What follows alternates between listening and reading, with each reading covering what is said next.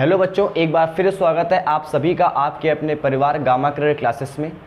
दोस्तों, फिजिक्स की सीरीज़ में हम लोगों ने पिछले लेक्चर में Huygens theory of secondary wavelets यानी हाइगेंस की द्वितीयक तरंगिकाओं के सिद्धांत को हम लोगों ने बहुत अच्छे से कंप्लीट कर लिया था। और उसके बाद आज हम लोग अपने नेक्स्ट टॉपिक में आगे बढ़ रहे हैं। आज के टॉपिक में हम लोग हाइगेंस के प्रिंसिपल से रिफ्लेक्शन की व्याख्या करेंगे, यानी कि रिफ्लेक्शन का एक्सप्लेनेशन करेंगे। और हम लोग ये समझेंगे कि परावर्तन का नियम हम लोग पढ़ चुके हैं, लेकिन हम लोग को इस नियम को प्रूव करना है किसके नियम से? हाइगेंस के नियम से। यानी हाइगेंस ने अपने नियम से परावर्तन के नियम की व्याख्या करी थी और आज हम लोग को उसी व्याख्या को समझना है कि किस प्रकार से हम लोग हाइगेंस के नियम की हेल्प लेकर के हम लोग रिफ्लेक्शन के नियम को प्रूव करेंगे, यानी कि परावर्तन के नियमों को सिद्ध करेंगे। जिसके लिए बहुत ज़रूरी है कि आप लोग पिछला वाला लेक्चर ज़रूर देख लें, क्योंकि पिछले वाले लेक्चर में कई सारे ऐसे कॉन्सेप्ट हैं जिनको मैं आज अपने इस लेक्चर में यूज़ करने वाला हूं। इसलिए जो बच्चे पहली बार चैनल पर आए हैं या जो लोग पहला वीडियो ये पहले भी देख रहे हैं, वो लोग जिन्होंने पिछला वीडियो नहीं देखा है वो लोग जा करके तुरंत पहले पिछला वीडियो देख लें, वहाँ के कॉन्सेप्ट मजबूत कर लें और फिर इस वीडियो को देखें, ताकि आप लोग को इस वीडियो में और भी ज़्यादा क्या है, मज़ा आएगा। ठीक है, तो और जिन्होंने पिछला वीडियो देखा हुआ है उनको ये वाला लेक्चर बहुत अच्छे से समझ में आ जाएगा और बस उनको थोड़े से फोकस की आवश्यकता रहेगी।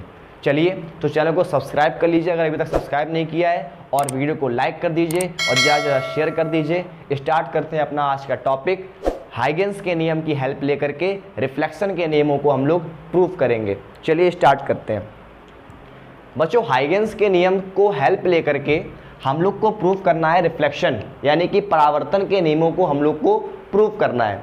तो हम लोग क्या करेंगे, सबसे पहले बेटा हमने क्या किया, सबसे पहले हम लोग यहाँ पर एक सरफेस ले लेंगे, क्योंकि हम लोग जानते हैं कि परावर्तन होने के लिए हमें एक सतह लेनी पड़ेगी। और वो सतह कैसी होगी, क्या कहलाएगी? वो सतह कहलाएगी परावर्तक सतह, यानी कि रिफ्लेक्टेड सरफेस।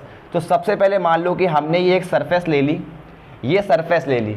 ये सरफेस क्या है, इस सरफेस के इस वाले भाग में क्या है, पॉलिश है।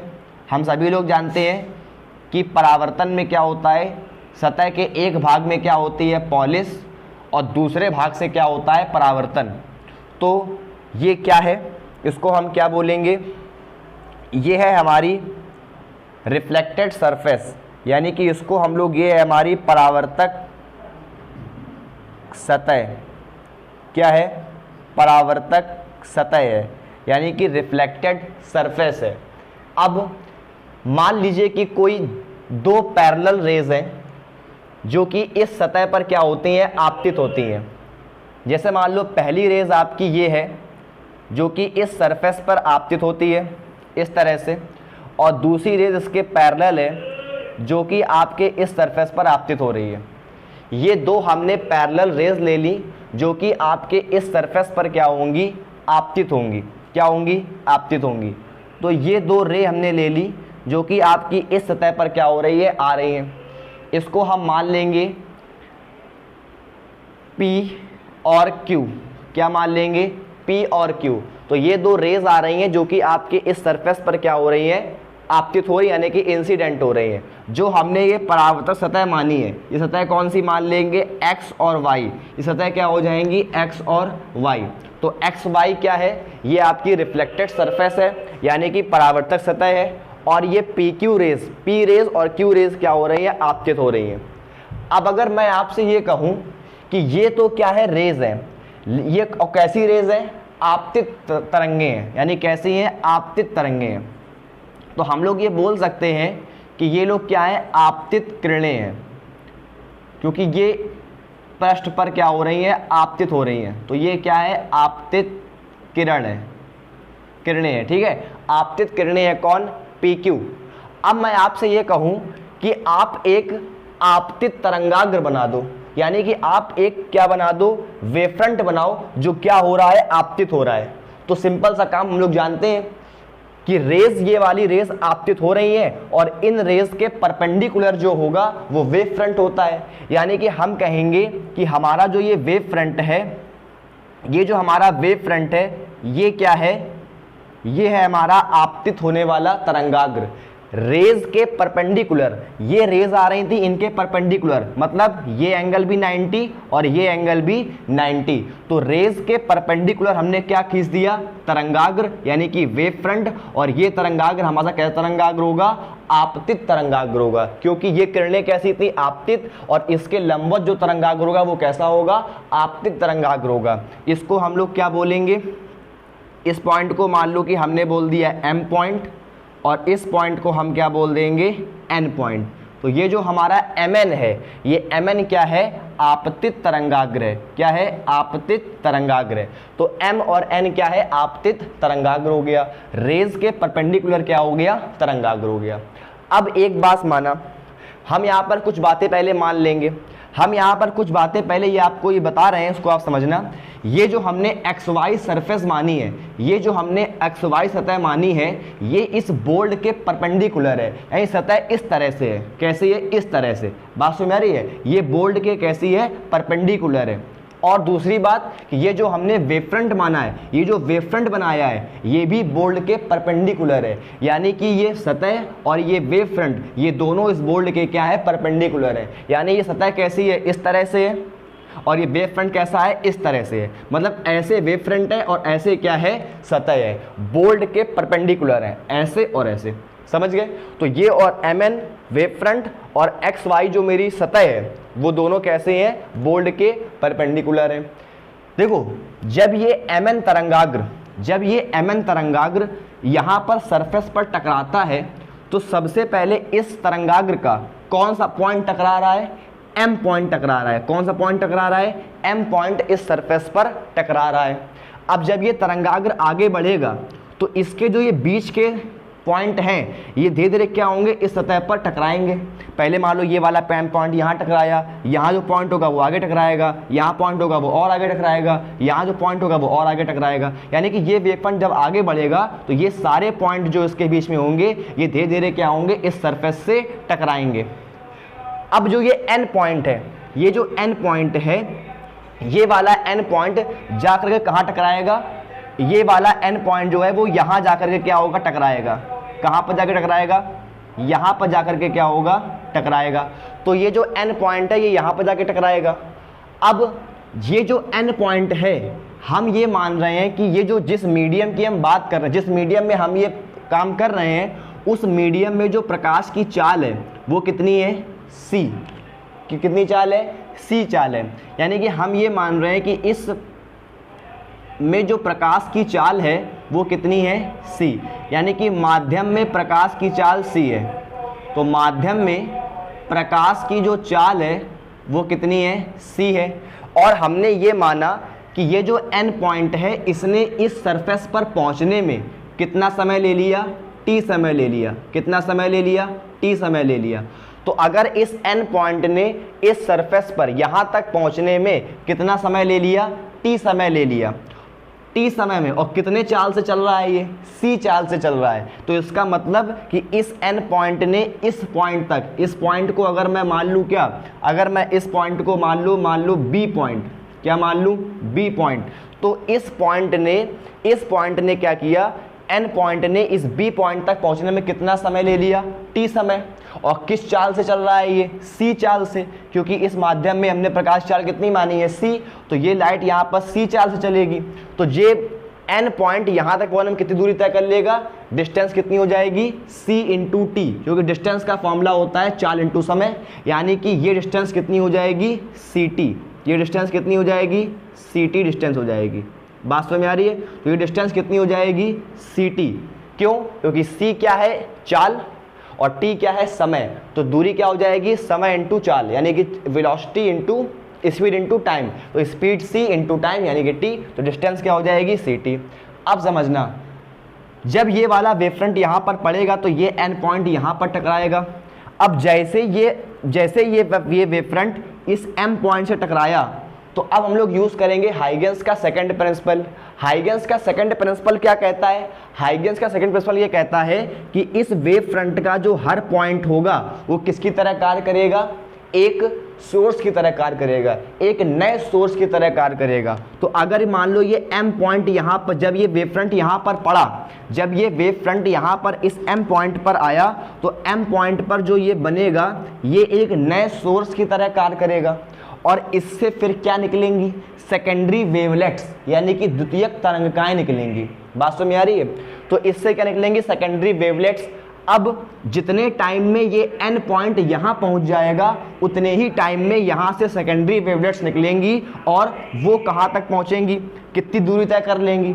अच्छा, जो द्वितीयक तरंगिकाएं होती हैं वो सेम चाल से आगे बढ़ती हैं, ये मैंने आपको बताया था कि द्वितीयक तरंगिकाओं की जो चाल होती है वो पहले वाले की जो तरंग की चाल होती है उसी चाल से आगे बढ़ती हैं। तो मतलब इनकी चाल भी कितनी होगी, c, और ये समय कितना लेंगी, t। उतने ही समय में, यानी जितने समय में ये पॉइंट यहाँ से यहाँ पहुँचा है उतने ही समय में यहाँ से जो सेकेंडरी वेवलेट्स निकलेंगी वो कहाँ पहुँच जाएंगी, हम ये निकाल रहे हैं। तो ये जो सेकेंडरी वेवलेट्स निकलेंगी इनकी चाल कितनी होगी, c, और कितने टाइम की बात कर रहे हैं, उतने ही टाइम, मतलब टी टाइम की बात कर रहे हैं। तो जब इनकी चाल भी सी है और ये समय भी उतना ही ले रही हैं तो फिर डिस्टेंस कितनी हो जाएगी, इनकी ct डिस्टेंस ये कवर कर लेंगी। तो जितनी दूरी ये कवर करेंगे उतनी दूरी यहाँ से निकलने वाली तरंगिकाएं यानी कि सेकेंडरी वेवलेट्स क्या होंगी, कवर कर लेंगी। और यहाँ से हम क्या करेंगे, हम लोग क्या करते थे, हम लोग ct दूरी को लेकर के एक स्फीयर बनाते थे। क्या बनाते थे, स्फीयर बनाते थे। लेकिन अब की बार हम लोग यहाँ पर स्फीयर नहीं बनाएंगे, हम लोग ct डिस्टेंस की दूरी लेकर के यहाँ पे एक क्या लगा देंगे, चाप लगा देंगे। क्या लगा देंगे, चाप। तो ये हमने एक चाप लगा दिया, क्या लगा दिया, चाप। और हमने ct डिस्टेंस की दूरी लेकर के यहाँ पर एक चाप लगा दिया। जब हमने यहाँ पर एक हेमीस्फीयर यानी कि चाप लगा दिया, एक हेमीस्फीयर खींच दिया, अब जो इस पॉइंट को मिलाएंगे, अब जब हम यहाँ इस पॉइंट को मिलाएंगे यानी कि जब हम यहाँ पर हेमीस्फीयर खींचेंगे और फिर हम इस पॉइंट को यहाँ से मिलाएंगे, तब हमको मिलेगा क्या, रिफ्लेक्टेड वेव फ्रंट यानी कि परावर्तित तरंगाग्र। तो जब हम इस पॉइंट को यहाँ B से मिलाएंगे तब हमको मिल जाएगा क्या, रिफ्लेक्टेड वेव फ्रंट यानी कि परावर्तित तरंगाग्र। तो ये तरंगाग्र कैसा होगा, ये तरंगाग्र होगा हमारा परावर्तित तरंगाग्र। कैसा तरंगाग्र होगा, परावर्तित तरंगाग्र। तो ये तरंगाग्र कैसा तरंगाग्र है, ये तरंगाग्र कौन सा तरंगाग्र है, ये तरंगाग्र है आपका आपतित तरंगाग्र। आपतित तरंगाग्र। और ये वाला तरंगाग्र आपका कैसा होगा, वेव फ्रंट, ये होगा परावर्तित तरंगाग्र। क्या होगा, परावर्तित तरंगाग्र। ठीक, अब जरा मेरी बात समझना। अब ये वेव फ्रंट बन गया और वेव फ्रंट के परपेंडिकुलर कौन होती हैं, रेज। तो वेव फ्रंट के परपेंडिकुलर रेज होंगी, तो इस वेव फ्रंट के परपेंडिकुलर रेज बनाएंगे। तो एक रेज यहां बन जाएगी, ये हो जाएगी हमारी रेज, और एक रेज यहां से निकलेगी तो ये वेव फ्रंट के परपेंडिकुलर हो जाएगी, यानी कि इस तरह से। तो एक रेज यहां निकली और ये वेव फ्रंट के क्या हो जाएगी, परपेंडिकुलर हो जाएगी। अच्छा, ये डिस्टेंस कितनी ली थी हमने, ct। हमने कितनी दूरी का चाप लगाया था, ct दूरी का चाप लगाया था, तो ये डिस्टेंस भी कितनी हो जाएगी, ct डिस्टेंस हो जाएगी। और ये वाली जो हमारी रे हैं ये क्या हो जाएंगी, rs। तो ये डिस्टेंस क्या हो जाएंगी, rs। और हमारा जो वेव फ्रंट होगा वो क्या हो जाएगा, इसको a पॉइंट मान लो, तो रिफ्लेक्टेड वेव फ्रंट क्या हो गया, ab। ठीक है, तो ध्यान समझो, ये जो एक्स वाई है ये क्या है, परावर्तक सतह। mn क्या है, mn हमारा कौन सा तरंगाग्र है, आपतित तरंगाग्र, क्योंकि ये किरणें आपतित हो रही थी तो इसके लंबवत तरंगाग्र कौन सा होगा, आपतित तरंगाग्र। pq क्या है, pn, और ये qm क्या है, ये रेज है। कौन कौन सी रेज है, ये pn और qm क्या है, रेज है। कौन सी रेज, आपतित किरण है।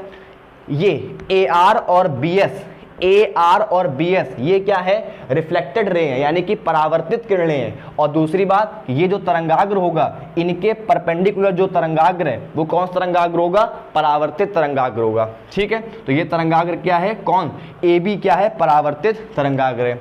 और सबसे पहली बात, अब हम बात करेंगे ट्रायंगल की। किस किस ट्रायंगल की बात करेंगे, अब हम बात करेंगे ट्रायंगल MNB, यानी कि हम बात करेंगे ट्रायंगल MN और B।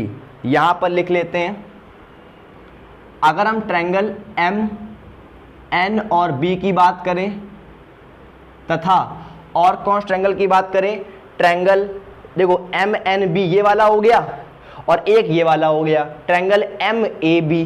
तो ट्रायंगल एम एन बी तथा ट्रायंगल एम ए बी में, तो ट्रायंगल एम एन बी तथा ट्रायंगल एम ए बी में देखेंगे। तो ट्रायंगल एम एन बी में और ट्रायंगल एम ए बी में अगर हम लोग देखें तो देखो ये दो जो ट्रायंगल है ये कैसे का एंगल है, ये ट्रायंगल है कॉन्ग्रुएंट यानी कि सर्वांगसम है। कौन कौन triangle, triangle M N B सर्वांगसम है यानी कि कॉन्ग्रुएंट है ट्रायंगल एम ए बी के। क्यों, क्योंकि इसका रीजन मैं आपको बताता हूं। ये दोनों कॉन्ग्रुएंट क्यों हैं, कॉन्ग्रुएंट इसलिए हैं क्योंकि इनमें दो भुजाएं बराबर है और एक कोण बराबर है। कौन कौन सा कोण बराबर है, देखो दो भुजाएं कौन कौन सी बराबर है।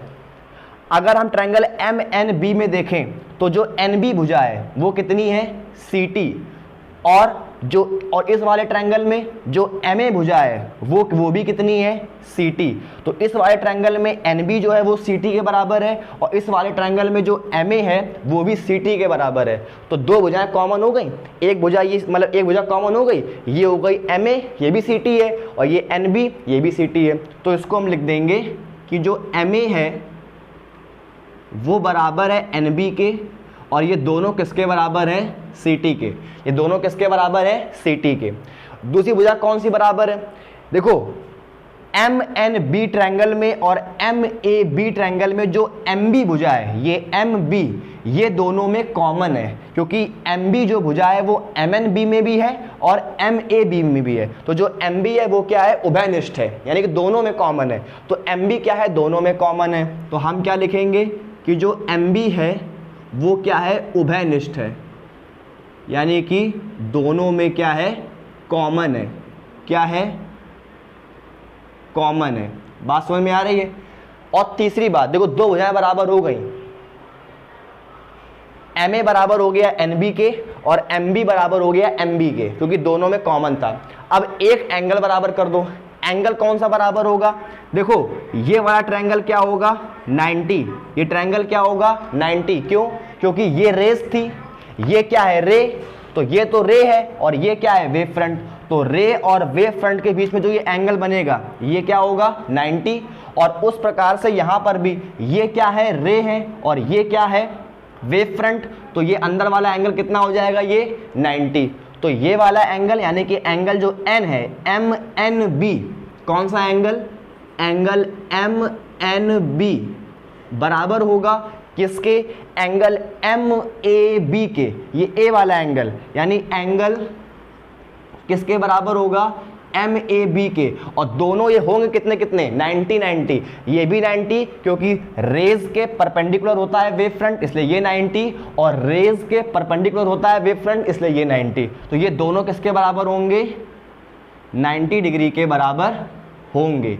इसीलिए मैंने कह दिया कि ये दोनों ट्रायंगल क्या होंगे, कॉन्ग्रुएंट होंगे यानी कि सर्वांगसम होंगे।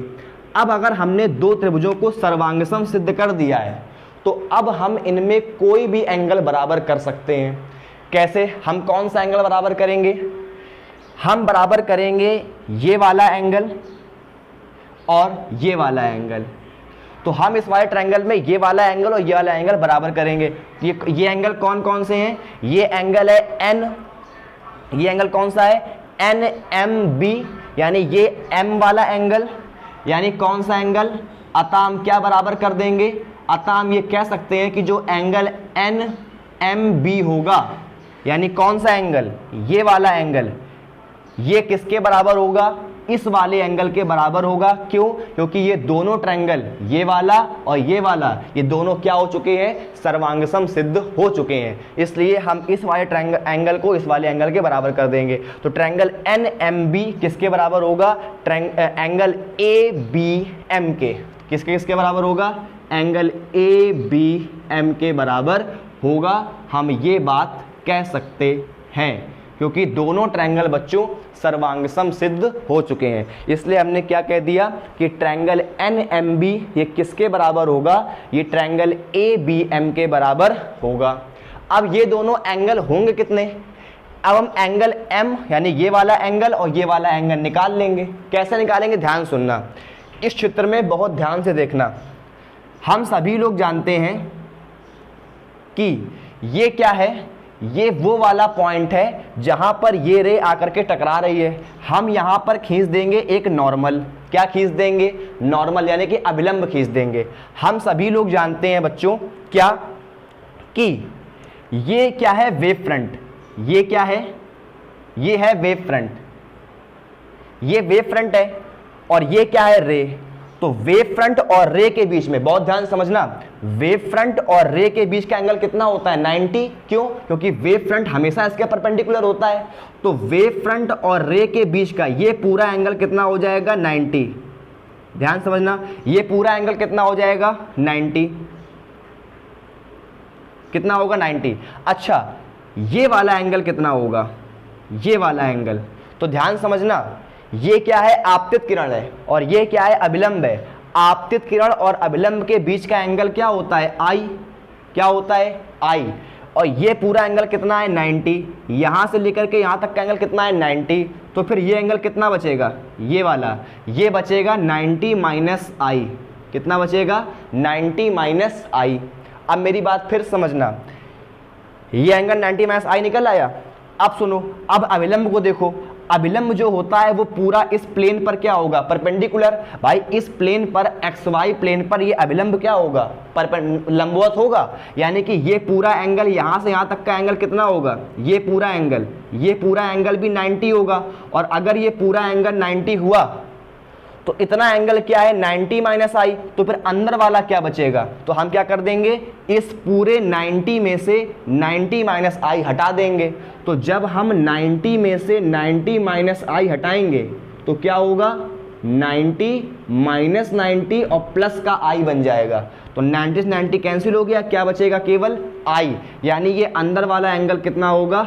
आई एंगल होगा। कितना एंगल होगा? आई एंगल होगा। ठीक, पहले मेरी बात समझ लो, फिर हम इसको थोड़ा बिगाड़ देंगे। ध्यान समझना, ये आपतित किरण थी, ये अभिलंब था, तो ये वाला एंगल कितना हो गया? आई। ये आपतित किरण थी, ये अभिलंब था, तो ये वाला एंगल आई। अब वेव फ्रंट के साथ ये पूरा एंगल कितना होगा? 90, क्योंकि वेव फ्रंट रे के परपेंडिकुलर होता है, इसलिए ये पूरा एंगल 90। और 90 में से ये आई हटा दिया तो ये वाला कितना एंगल बचेगा? 90 माइनस आई। और जब ये वाला एंगल 90 माइनस आई बचा तो फिर ये जो अभिलंब होता है ये सतह पर कैसा होता है? लंबवत। तो ये पूरा एंगल फिर से 90। और जब ये एंगल 90, इतना क्या निकल के आया है? 90 माइनस आई। तो फिर ये क्या बचेगा? आई। क्यों? क्योंकि हम पूरे 90 में ये 90 माइनस आई हटाएंगे। जब हटाएंगे तो 90 कैंसिल हो जाएगा, केवल क्या बचेगा? आई। तो उसी प्रकार ये वाला एंगल कितना हो जाएगा? आई एंगल हो जाएगा। तो अब हम इसको बिगाड़ देते हैं। ये केवल समझाने के लिए था, क्योंकि हमें अंदर वाला एंगल क्या करना था? पता करना था। क्या करना था? पता करना था। ठीक है, तो आप लोग समझ गए। तो हमें एंगल अंदर वाला पता करना था, और वो कितना एंगल होगा? वो आई एंगल होगा। कितना एंगल होगा? आई एंगल होगा। ठीक, तो अंदर वाला एंगल कितना मिल गया? आई एंगल हम लोग को मिल गया। अब दूसरी बात क्या है? अब दूसरी बात ये है कि उसी प्रकार यहां पर देखो ध्यान समझना, जब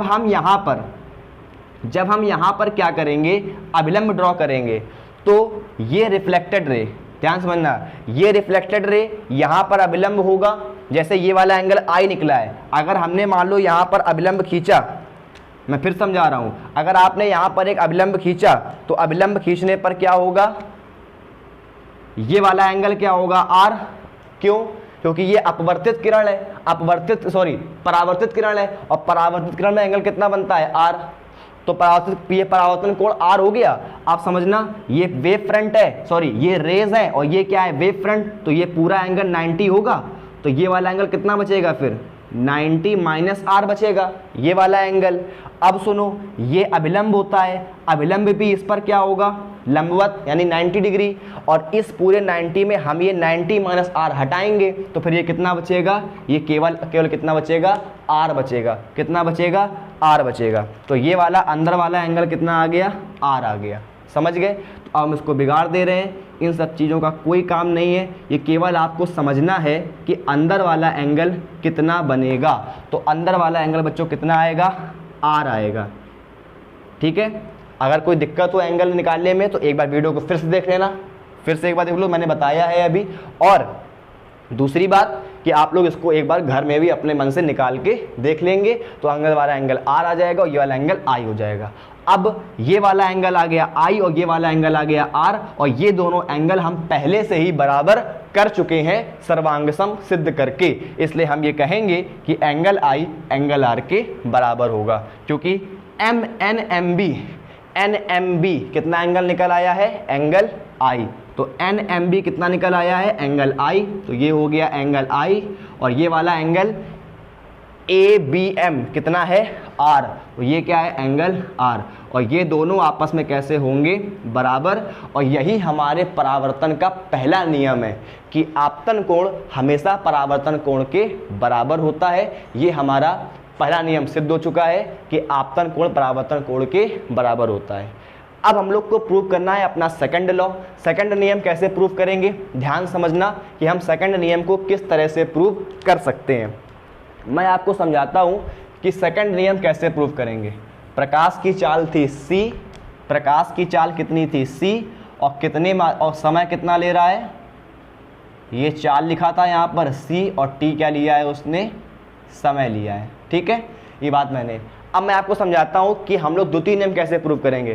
सेकंड नियम होता क्या है कि जो हमारी आपतित किरण है, यानी कि जो ये आपतित किरणें हैं, जो परावर्तित किरणें हैं, और जो ये अभिलंब है, ये क्या होने चाहिए, ये इस बोल्ड के मतलब ये एक ही तल में होने चाहिए। बात समझ में आ रही है। जैसे तल का मतलब क्या होता है कि जैसे मान लो अगर ये हमारा हाथ है तो इसी तल में आपतित किरण, इसी तल में अपवर्तित परावर्तित किरण, और इसी तल में क्या होना चाहिए, अभिलंब होना चाहिए।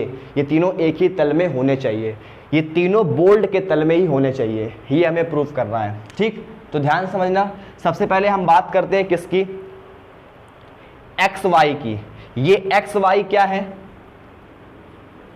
एक्स वाई की बात कर रहे हैं, और एम एन की बात कर रहे हैं, और ए बी की बात कर रहे हैं। ध्यान समझना, फर्स्ट नियम प्रूव हो चुका है, सेकंड नियम प्रूव करना है। एक्स वाई क्या है, एक्स वाई है परावर्तक सतह।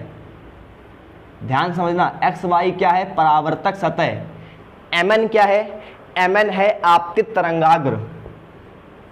एम एन क्या है, एम एन है आपतित तरंगाग्र। और ए बी क्या है, परावर्तित तरंगाग्र। ए बी क्या है, परावर्तित तरंगाग्र। ठीक, और मैंने शुरुआत में ही बताया आपको कि ये तीनों मैंने कैसे माने हैं, बोल्ड के परपेंडिकुलर हैं। कैसे हैं, बोल्ड के परपेंडिकुलर हैं। इसका मतलब कि ये ए बी जो है वो ऐसे है, सॉरी एक्स वाई जो है वो ऐसे है परपेंडिकुलर, एम एन ऐसे है, और ए बी ऐसे है। मतलब ये तीनों इसके क्या है, परपेंडिकुलर हैं। ऐसे, ऐसे और ऐसे, ये तीनों क्या है, परपेंडिकुलर हैं। तो ये तीनों कैसे हैं, परपेंडिकुलर हैं। किसके, बोल्ड के।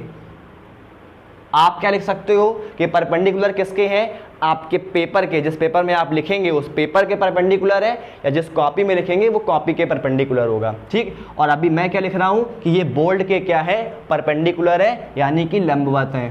ठीक, दूसरी बात, हम सभी लोग जानते हैं, अब हम लोग को बात करनी किसकी, रेज की। तो हम जैसे बात करें, मान लो हम बात करें क्यूएम रेज की बात करें, कौन सी रे, क्यूएम रे की बात कर रहे हैं। तो हम सभी लोग जानते हैं बच्चों कि ये जो क्यूएम रे है, ये जो क्यूएम रे है, ये किसके परपेंडिकुलर है, ये वेव फ्रंट के परपेंडिकुलर होगी, क्योंकि हम सभी लोग जानते हैं कि रे वेव फ्रंट के परपेंडिकुलर होती है, या फिर ये बोलो कि वेव फ्रंट रे के परपेंडिकुलर होता है। तो हम ये जानते हैं कि जो क्यूएम होगा ये इस एम एन के क्या होगा, परपेंडिकुलर होगा, क्योंकि ये रे है और ये वेव फ्रंट है। तो क्यूएम किसके परपेंडिकुलर होगा, परपेंडिकुलर है किसके, एम एन के। किसके परपेंडिकुलर है, एम एन के। उसी प्रकार यहां पर देखो, ये जो रे है बी एस, ये जो रे है बी एस, ये किसके परपेंडिकुलर होगी, ये परपेंडिकुलर होगी किसके, ए बी के, क्योंकि ये क्या है, रे, और ये क्या है, वेव फ्रंट, और रे हमेशा वेव फ्रंट के क्या होती है, परपेंडिकुलर होती है। इसलिए हम ये कहेंगे कि जो बी एस रे है जो हमारी BS रे है वो परपेंडिकुलर होगी किसके, AB वेव फ्रंट के, किस वेव फ्रंट के, AB के क्या होगी, लंबवत होगी। और दूसरी बात कि ये जो अभिलंब हम खींचते हैं, जो हम अभिलंब यहाँ पर खींचते हैं वो किसके परपेंडिकुलर होता है, वो किसके परपेंडिकुलर होता है, वो लंबवत होता है किसके, XY सतह के। भाई ये बात तो हम लोग जानते ही हैं कि जो हम लोग अभिलंब यहाँ पर खींचते हैं वो इस सतह कैसा होता है, लंबवत होता है। यानी कि हम कहेंगे कि हम जो यहाँ पर अभिलंब खींच रहे हैं, अगर मान लो मैंने यहाँ पर अभिलंब खींच दिया, अगर मैंने मान लो यहाँ पर अभिलंब खींच दिया JK, कौन सा अभिलंब खींच दिया, JK अभिलंब मैंने मान लो खींच दिया, क्या माना है मैंने, JK। अगर मैंने यहाँ पर JK अभिलंब खींच दिया तो ये जो JK अभिलंब होगा ये किसके परपेंडिकुलर होगा, ये इस सतह के यानी कि XY के क्या होगा, परपेंडिकुलर होगा। तो ये XY के क्या होगा, परपेंडिकुलर होगा। अब क्या हुआ, अब जरा ध्यान समझना, दिमाग खोलना, थोड़ा दिमाग खोल के समझो क्या मैं बता रहा हूं। XY MN और AB यानी कि परावर्तक सतह XY, तरंगाग्र MN और ये AB, ये तीनों किसके परपेंडिकुलर है, ये तीनों बोल्ड के परपेंडिकुलर है। किसके परपेंडिकुलर है, बोल्ड के परपेंडिकुलर है। जबकि ये वाली रेज यानी आपतित किरण जो हमने QM ली है, परावर्तित किरण जो हमने BS ली है और अभिलंब जो हमने JK लिया है, वो तीनों किसके परपेंडिकुलर है, इन तीनों के परपेंडिकुलर है। मतलब XY बोल्ड के परपेंडिकुलर है और XY के परपेंडिकुलर कौन है, JK। अब ध्यान समझना, किसी एक को उठा लो, हम XY को उठा रहे हैं, XY क्या है, सतह है, ये किसके परपेंडिकुलर है, बोल्ड के, यानी कि ऐसे होगी। और XY के परपेंडिकुलर कौन है, JK। तो JK जब XY के परपेंडिकुलर होगा तो वो वापस कहां पर आ जाएगा, इस बोल्ड के तल में आ जाएगा। कहां पर आ जाएगा, इस बोल्ड के तल में आ जाएगा। क्यों, क्योंकि ये जिसके परपेंडिकुलर है वो खुद बोल्ड के परपेंडिकुलर है। बात समझ में आ रही है, फिर से मेरी बात सुनो, जो XY है वो बोल्ड के परपेंडिकुलर है। मैं आपको मार्कर समझाता हूं, ये जो XY है ये बोल्ड के परपेंडिकुलर है, मतलब ये इस तरह से होगा परपेंडिकुलर, समझ रहे हो, इस तरह से होगा। और जो ये JK है वो इस XY के परपेंडिकुलर है, तो ये हमारा XY हो गया बाहर की तरफ, और JK इसके परपेंडिकुलर है तो JK आ जाएगा इसके ऊपर। और जैसे ही JK ऊपर आएगा तो देखो JK कहां पर आ गया, इस बोल्ड की सतह पर आ गया। उसी प्रकार यहां पर देखो, जैसे QM है, MN क्या है, तरंगाग्र, और MN किसके परपेंडिकुलर हमने माना है, बोल्ड के परपेंडिकुलर, किसके, बोल्ड के। तो MN जो है वो बोल्ड के परपेंडिकुलर है, तो MN हो गया बोल्ड के परपेंडिकुलर। कैसे, ऐसे, ये हो गया MN बोल्ड के परपेंडिकुलर, बोल्ड के तल के लंबवत। और MN के लंबवत कौन है, QM, और QM क्या है, रेज है, रे है, तो QM क्या हो गई, MN के परपेंडिकुलर। तो इस MN के परपेंडिकुलर कौन हो गया, QM। तो QM देखो कहां पर आ गया है, बोल्ड के तल में आ गया। उसी प्रकार एक लास्ट और बचा BS। BS किसके परपेंडिकुलर है, AB के, और AB किसके परपेंडिकुलर है, बोल्ड के। तो बोल्ड के परपेंडिकुलर कौन है, AB, तो ये हमारा हो गया AB। और इस AB के लंबवत कौन है, BS। तो AB के लंबवत कौन हो गया, BS, और BS हमारी क्या है, रे है, क्या है, परावर्तित किरण है, इसलिए वो कहां पर आ जाएगी, वो बोल्ड के तल पर आ जाएगी। तो मेरी बात समझ रहे हो, ये तीनों इनके परपेंडिकुलर है और ये खुद किसके परपेंडिकुलर है, बोल्ड के परपेंडिकुलर है। बात समझ में आ रही है। तो अगर कोई चीज बोल्ड के परपेंडिकुलर है और ये इसके परपेंडिकुलर है तो वो वापस कहां आ जाएगी, फिर बोल्ड के तल में आ जाएगी। यानी कि हम ये बात कह सकते हैं कि जो QM है, जो BS है और जो JK है, यानी कि जो आपतित किरण है QM, BS क्या है, परावर्तित किरण, और जो JK है अभिलंब, वो तीनों किस तल में आएंगे, वो तीनों बोल्ड के तल में ही आ जाएंगे। और परावर्तन का सेकंड नियम यही कहता है क्या, कि आपतित किरण, यानी कि जो हमारी आपतित किरण है, मैं सही से लिख देता हूं, जो हमारी आपतित किरण है कौन सी, QM, और जो हमारी परावर्तित किरण कौन सी है, BS, परावर्तित किरण कौन सी, BS। और जो हमारा अभिलंब है, अभिलंब क्या माना है, JK, और जो हमारा क्या है, अभिलंब यानी कि JK, वो तीनों कहाँ होंगे? वो तीनों इस बोल्ड के तल में ही होंगे, यानी हम कहेंगे कि तीनों एक ही तल में होंगे, तीनों एक ही तल में होंगे। तो ये प्रूव हो गया हमारा सेकंड नियम परावर्तन का। पहला नियम क्या प्रूव हो गया? Angle I equal angle R. और दूसरा नियम क्या प्रूव हो गया कि ये जो हमारा जो रेज होंगी, क्यूएम रेज आपतित किरण है, बीएस परावर्तित किरण है, और जो हमारा अभिलंब है जेके, वो तीनों बोल्ड के तल में होंगे, तीनों एक ही तल में होंगे। ठीक है, इंपॉर्टेंट टॉपिक था बहुत ज़्यादा। पेपर में आपके क्वेश्चन पूछा जाता है कि हाइगेंस के नियम से परावर्तन की व्याख्या करो। आप सभी लोग इसको बहुत ध्यान से समझ लेंगे, और जो जो आपने चित्र में काम किया है वही वही आपको परिभाषा के रूप में या उसकी लैंग्वेज बना करके आप लोग को लिखनी है। बात समझ में आ रही है? तो आप लोग इस टॉपिक को अच्छे से कवर कर लेंगे। अगर वीडियो एक बार में क्लियर नहीं हुआ है, कहीं कोई डाउट रह गया है, तो वीडियो को एक बार फिर से देखो, डाउट 100% आपका क्लियर हो जाएगा, क्योंकि मैंने बहुत अच्छे से और बहुत आराम से हर चीज़ को एक्सप्लेन किया है। चलिए, तो मिलते हैं अपने नेक्स्ट वीडियो में। तब तक सभी लोग खुश रहिए। अगर चैनल को सब्सक्राइब नहीं किया है, चैनल को सब्सक्राइब कर लेना, वीडियो को लाइक कर देना एक, और वीडियो को शेयर जरूर कर देना। शेयर किए बिना मत जाना, वीडियो को लाइक किए बिना मत जाना। अपना ख्याल रखो। मिलते हैं अगले लेक्चर में एक नए सिरे से एक नए टॉपिक के साथ मिलेंगे। तब तक अपना ख्याल रखो, खुश रहो, पढ़ाई करते रहो। धन्यवाद।